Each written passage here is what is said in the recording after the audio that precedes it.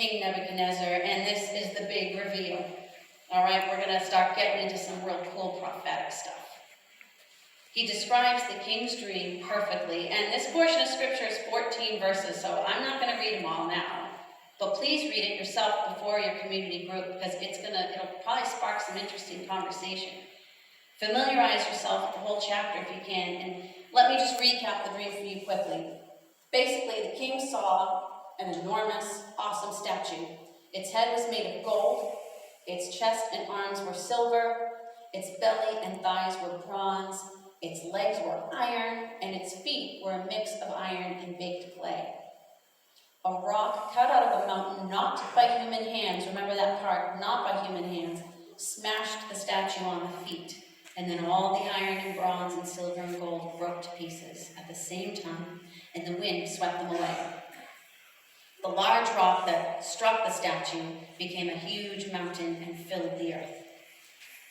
Daniel explains that the kingdom of Nebuchadnezzar was the head of gold.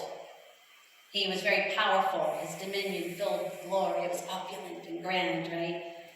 But after him, there'll be another kingdom inferior to his in that way. It'll be stronger, but not as grand. Next, there'll be a third kingdom that comes to rule over the earth. And finally, there'll be a fourth kingdom, strong as iron, but divided, and parts of it are weak like the clay. The God of heaven will then set up a kingdom that will never be destroyed.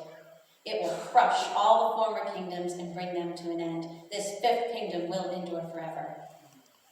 Let me tell you now that history has recorded that every word that Daniel spoke has come to pass, and I'm going to explain that to you now. See, Nebuchadnezzar's dream is a panoramic shot of Gentile history from the time of his reign to the time of Israel's Messiah.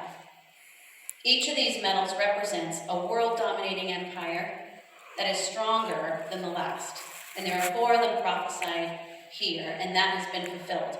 So from the time of King Nebuchadnezzar's reign to today, there have been exactly 4 non-Jewish empires.